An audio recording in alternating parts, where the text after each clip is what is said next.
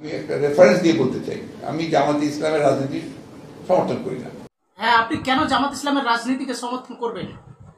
জামাত ইসলাম রাজনীতি করে আল্লাহর জমিনে আল্লাহর দ্বীন কায়েম করার জন্য।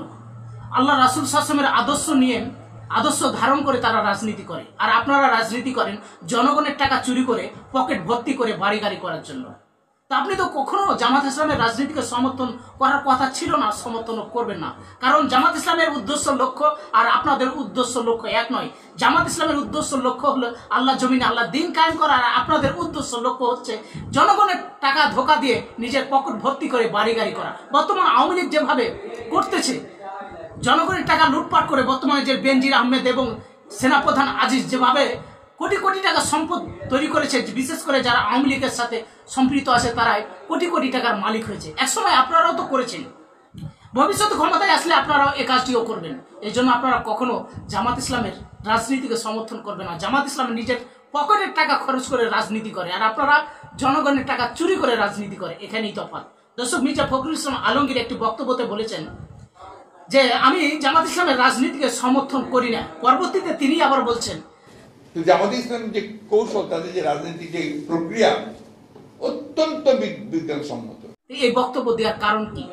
এটার কারণ একটাই ব্যাখ্যা হতে পারে যে এই বক্তব্য দিয়ে তিনি এক ঢেলে দুইটি পাখি মারতে চেয়েছেন।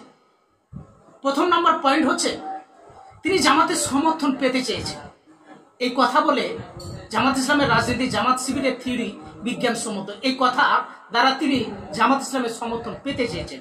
আর অন্যদিকে প্রথমে বক্তব্যের শুরুতেই তিনি যে বক্তব্যটি দিয়েছেন যে আমি জামাতের রাজনীতিকে সমর্থন করি না, এই কথা দ্বারা বহির্বিশ্বে তিনি একটা গ্রহণযোগ্যতা পেয়েছে। তিনি বোঝাতে চেয়েছেন যে আমরা কখনো জামাতকে সমর্থন করি না, জামাতের রাজনীতিতে আমরা বিশ্বাসী নই। তো ফখরুল সাহেব, এদেশে যদি আপনারা ক্ষমতায় আসতে চান, জামাতকে প্রয়োজন। জামাত ছাড়া বিএনপি কোনো দিনই এদেশে ক্ষমতায় আসতে পারবেন না। এই নয় ছাই করে বিদেশিদের পাচাটা বাদ দিয়ে আপনারা নিজের পায়ে দাঁড়ান এবং প্রয়োজন হলে জামাত ইসলামের সমর্থন নেন। জামাত ইসলাম ছাড়া আপনারা এই দেশে কখনো ক্ষমতায় আসতে পারবেন না। আপনি যে বক্তব্য দিয়েছেন, আপনি কিছু এক ঢেলে দুই পাখি মারতে চেয়েছেন। আপনাদের নেতারা অনেকেই বক্তব্য দিয়ে থাকে, জামাত সম্পর্কে বিদ্বেষপূর্ণ বক্তব্য দিয়ে থাকে, কিন্তু আপনারা কখনো দেননি। আপনার এই বক্তব্য তীব্র নিন্দা ও প্রতিবাদ জানাই। আপনার এই বক্তব্য উগ্র করা প্রয়োজন। বিদেশিদের পা চেটে দেশের রাজনীতি করে কোনো লাভ হবে না। আজ যারা ক্ষমতায় আছে তারা কিন্তু ভবিষ্যতে থাকবে না, আপনারাও ভবিষ্যতে থাকবেন না। কিন্তু চিন্তা করে দেখিয়ে আপনি বিদেশিদের পা চেটে জনগণের উপকার কখনো করতে পারবেন না। আর জামাত ইসলাম যে থিওরিতে রাজনীতি করছে, তারা জনগণের জন্য রাজনীতি করছে, জনগণের দুঃখ কষ্টের পাশে দাঁড়াচ্ছে। আপনারা ক্ষমতায় আসলে তখন কিছু কিছু সাহায্য সহযোগিতা করে থাকেন সরকারি খাত থেকে, আর জামাত ইসলাম নিজের টাকা দিয়ে খরচ করছে।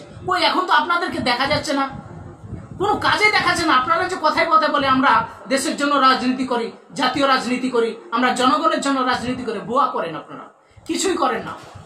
আপনাদের ধান্দা আর আওয়ামী লীগের ধান্দা একই। ওরাই ক্ষমতা আছে, ওরা এখন লুটে পাটে খাচ্ছে, আপনারা পাচ্ছেন না, তাই বলে এখন আওয়ামী লীগের বিরোধিতা করছেন। আওয়ামী লীগ বিএনপি তো একই থিওরি। 96 সালে অধ্যাপক গোলাম আজমের বক্তব্যটি দর্শক আপনারা জানেন, তিনি একটি বক্তব্য দিয়েছিলেন যে বিএনপি এক সময় আওয়ামী লীগের সাথে ঐক্য হয়ে যাবে, কারণ দুজনের আদর্শ কিন্তু একই। দেখেন, বিএনপির আদর্শ আওয়ামী লীগের আদর্শ একই। ভিন্ন দল হতে পারে, বাংলাদেশের যত ইসলামী দলগুলো আছে তাদের লক্ষ্য উদ্দেশ্য কিন্তু একটাই, কিন্তু বিভিন্ন মতে বিভিন্ন দলে তারা বিভক্ত আছে, যদিও মতভেদ আছে, কিন্তু তাদের উদ্দেশ্য লক্ষ্য হচ্ছে ইসলামী হুকুমত বাস্তবায়ন করা। আর আওয়ামী লীগ সেকুলার দলগুলো দেখেন, আওয়ামী লীগের উদ্দেশ্য, জাতীয় পার্টির উদ্দেশ্য এবং বিএনপির উদ্দেশ্য, তাদের উদ্দেশ্য হলো জনগণের টাকা মেরে খেয়ে রাজনীতি করা।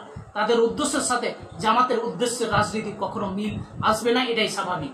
তো দর্শক, ভিডিওটি শেয়ার করবেন। আর মির্জা ফখরুল ইসলাম আলমগীরের এই বক্তব্য তীব্র নিন্দা এবং প্রতিবাদ জানায় তিনি যে বক্তব্যটি দিয়েছেন। আর মির্জা ফখরুল ইসলাম আলমগীরের এই বক্তব্য সম্পর্কে আপনার মতামত থাকলে অবশ্যই কমেন্ট সেকশনে জানাতে ভুলবেন না। আসসালামু আলাইকুম।